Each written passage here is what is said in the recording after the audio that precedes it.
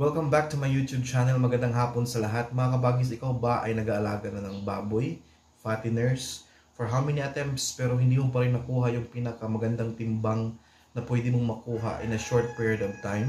Or ikaw ba ay nag-iisip na mag-alaga ng baboy pero nasa isipan mo hindi mo kayang i-survive yung pagkain hanggang 3 months?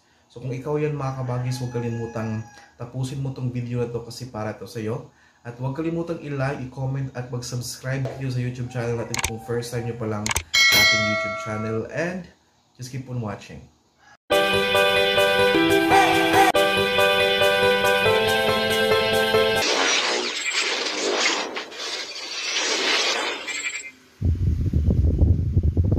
Bagis, before anything else, ito yung ating nakuhang mga biik before. Yan sila. At ito naman sila ngayon in 2 months and 1 week. Yan sila. Alright. So mga kabagis, gusto ko lang i-emphasize na pwede nating ibenta yung mga baboy natin in a short period of time, like 2 months, 1 week, 2 months, 2 weeks. Pwede na nating ibenta sa magandang kilo na makuha natin in carcass. Hindi yung live weight mga kabagis. Recently, nabenta ko yung isa kasi tatlo yan sila. Yung kilo niya is 54 in carcass. Pero in-estimate ko rin na yung kaniyang laman loob, kasi tinanggal doon yung laman loob niya, kaya 54 na lang yung kabuang baboy na na kinilo. Pero kung i-add mo yung kaniyang laman loob, like yung mga bituka, yung atay, ganyan, nasa mga 8 to 10 kilos din yun. So, technically speaking, yung live weight naman natin in 2 months and 3 days is mga nasa kulang-kulang 60 plus pa rin yung ating kilo, mga kabagis, sa live weight. So yung carcass na pinakita ko sa previous na mga videos ko nung nabenta ko na is 54 kilos. Now, paano ba natin yan makuha in a short period of time? So yun yung pag-uusapan natin ngayon mga kabagis, at ito yung aking gustong i-explain sa inyo kung bakit posible ang ganong klaseng pag-alaga, like short period of time. The main reason kasi i-short ko na lang yung mga pagpakain ko is because napakamahal na ng feeds ngayon. So, hindi ideal yung abutin mo pa ng 3 months, 3 and a half. Kasi talagang luging-lugi ka na sa feeds mo. Wherein, pwede naman ibenta ng 2 months mahigit at mayroon ka pa rin kita. So, gusto kong i-emphasize yan kasi ngayon, pwedeng natin gawin. At mayroon din akong mga kakilala at mga kasamahan na hindi na nila paabutin talaga na 3 months. Pagkatungtong ng 2 months or ilang days, benta ka agad, and yun na yung mga kilo na maabot nila, 60 kilos talaga. May times talaga ma-short, katulad nung sa akin, 54 lang. Again, carcass yun. But if you're going to calculate yung live weight talaga niya, is 60 plus pa rin. But yung target ko kasi is at least makuha ko yung 60, exactly na 60 kilos niya sa kanyang rasyon o yung carcass, yung wala ng laman loob. So, na-short tayo konti kasi 54 lang. But previously, yung nabenta kong dalawa, 2 months exactly yun. 2 months and 1 day. Nakuha natin siya ng 58 yung isa and then 60 exactly yung isa. So, paano ba? Paano ba yung gagawin natin dyan? So, mga kapatid, yung first talaga na i-consider natin sa mga ganyang klaseng pag-aalaga, yung mabilisan lang talaga, is doon tayo mag-focus sa biik natin. Aside sa quality na biik, i-make sure natin yung mga biik natin hindi bababa ng at least 10 kilos. When I say 10 kilos, yung bawat biik na ma-acquire mo, mabili mo, is dapat hindi bababa ng 10 kilos. Kasi the moment na ma-acquire mo yung mga biik, like 6 kilos, 7 kilos, may mga 5 kilos pa nga, yung mga maliliit talaga, then mahirapan talaga tayong makakuha ng magandang resulta niyan in 2 months and couple of days bago natin ibenta. So bakit ko masasabing ganun? Kasi mga previous kong mga naalagaan mga kabagis, talagang yung mga ganyang klaseng mga biik na mga 5 kilos, 6 kilos, 7 kilos, yun yung mga ideal na ibenta mo 3 and a half months. Kasi talagang makakuha talaga siya ng mabigat-bigat din na timbang, no, in that certain number of months and days, no, 3 months mahigit. Pero yung mga 10 kilos above, like sa mga nakuha ko ngayon, in 2 months talagang posibleng na kumita ka na.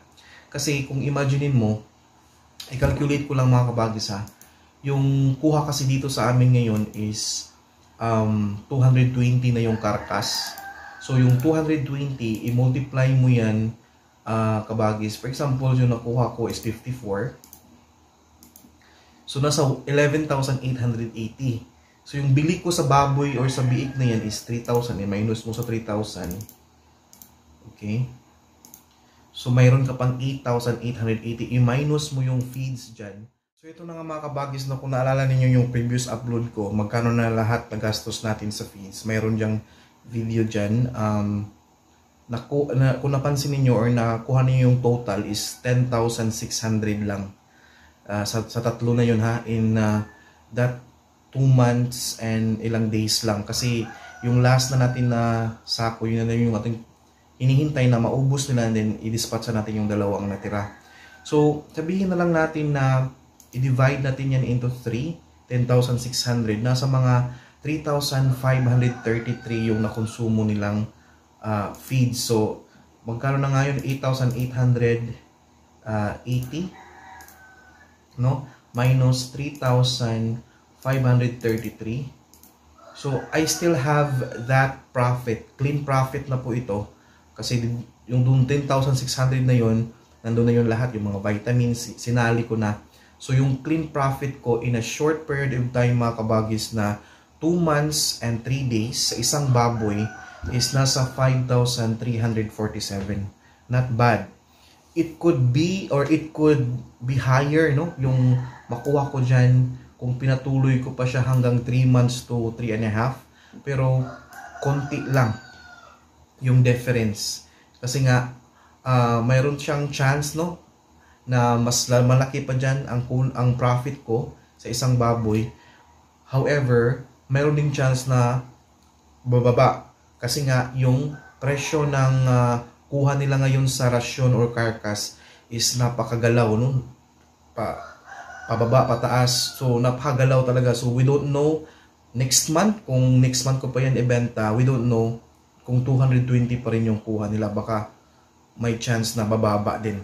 So, hindi na siya masama in 2 months and 3 days, no, sa isang baboy na mayroon kang 5,347. Now, paano ko ba yan ginawa?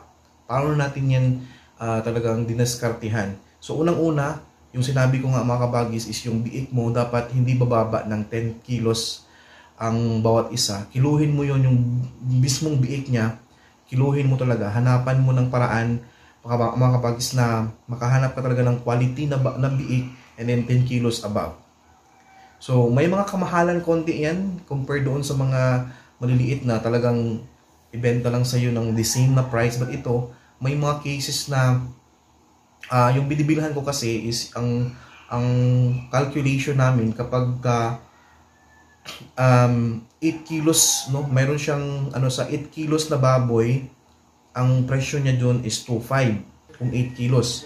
However, kung mag-akyat siya ng like more than 8 kilos, for example, laging 9 kilos or 10 kilos, mag-add lang tayo ng 150 bawat kilo. So, sabihin na lang natin na yung baboy ko is 11 kilos.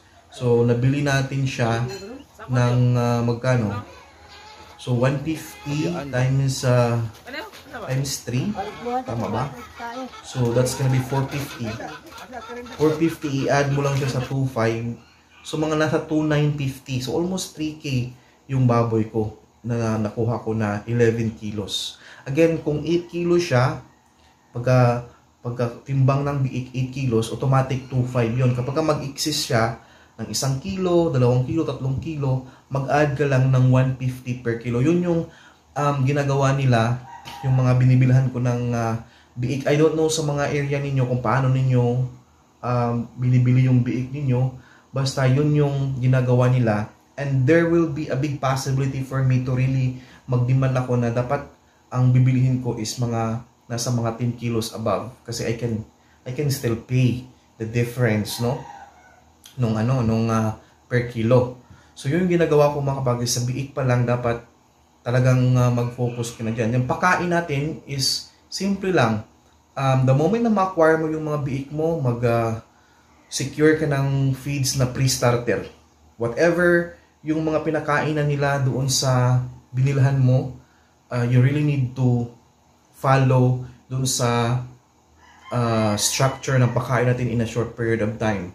So pre-starter pa rin, 15 days yan, haluan ko ng booster feeds. Ang booster feeds ko naman mga kabagis is 1 kilo bawat isang baboy. So technically kung 3 baboy, so 3 kilos yung booster feeds natin. Yung booster feeds po is available yan sa Ultra Pack, sa Bimig, sa Pilmico. Ito yung feeds na naka-separate siya per kilo, na naka-sachet siya, no?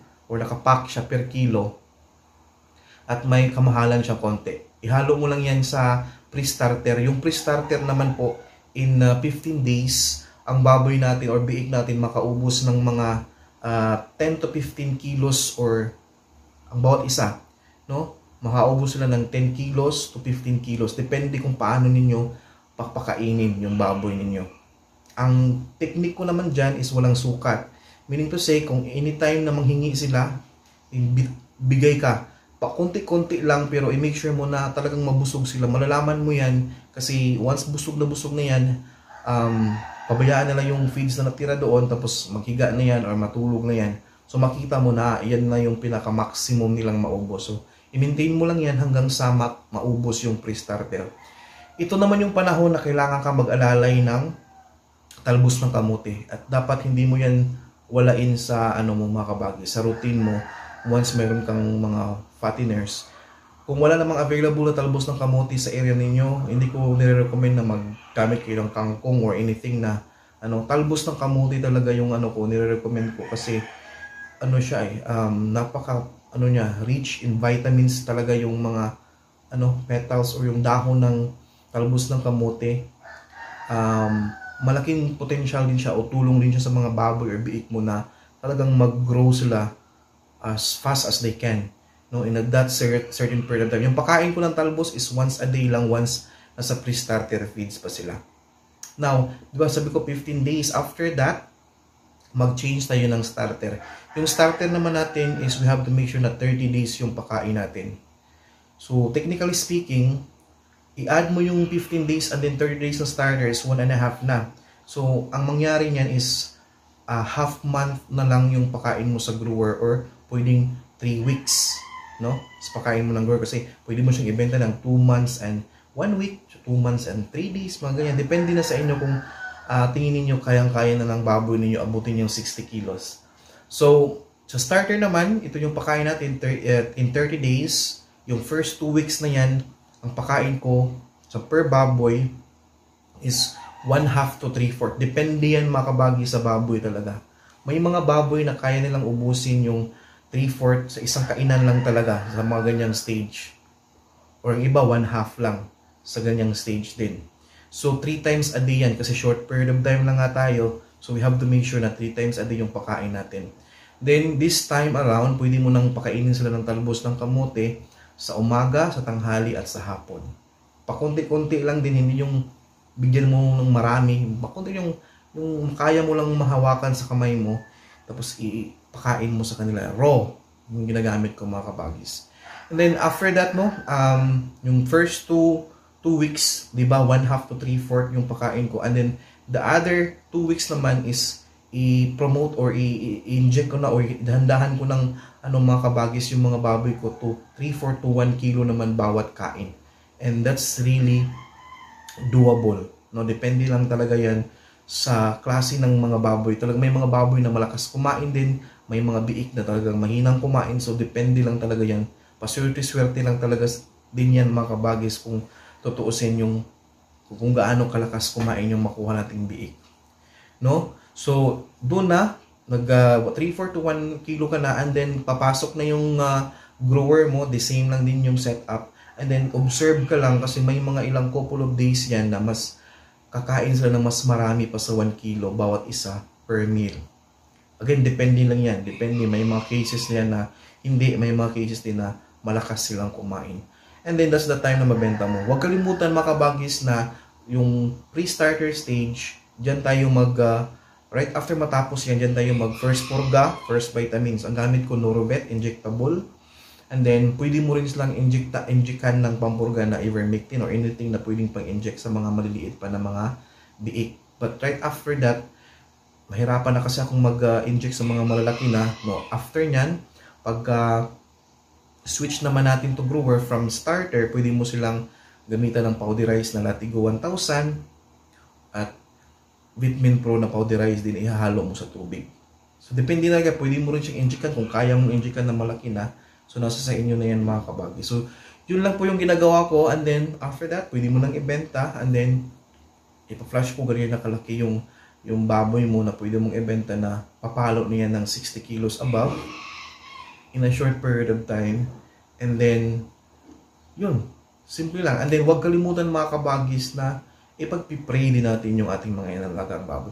Kahit anong gawin mo kasi, kahit anong discarding gawin mo, kung hindi mo sabayan ng paniniwala at pagpipray mo sa Panginoon na maganda yung resulta, maganda yung baboy mo, kasi whatever happen, isang ganyan lang yan, pwede magkasakit yan at pwede yung maging bansot ng mga alaga. Hindi mo na yan kontrolado kapag ganyan eh. So, yun din yung ano ko na dapat may prayers talaga palagi, daily, no? Kung magpipray ka before ka kumain, isabay mo na rin yung pagpipray mo sa mga alaga mo, mababoy man yan, manok man yan, or kahit ano, basta ipagpipray mo na okay lang sila everyday, na walang mga problema, walang mga sakit, kasi yan din yung pinaka main reason why mabansot sila, magkaroon tayo ng problem. Alright? So I hope may nakuha tayo mga, mahaba na yung aking video, but I hope mayroon tayong nakuhang something with this video. And please do like and comment, and thank you so much sa ating 26,000 subscribers na nandyan palagi sa atin. At gusto ko rin magpasalamat sa lahat ng nagko-comment sa ating mga videos. I'm making sure mga kabagis na ma-shoutout kayo from time to time. But then again, thank you so much.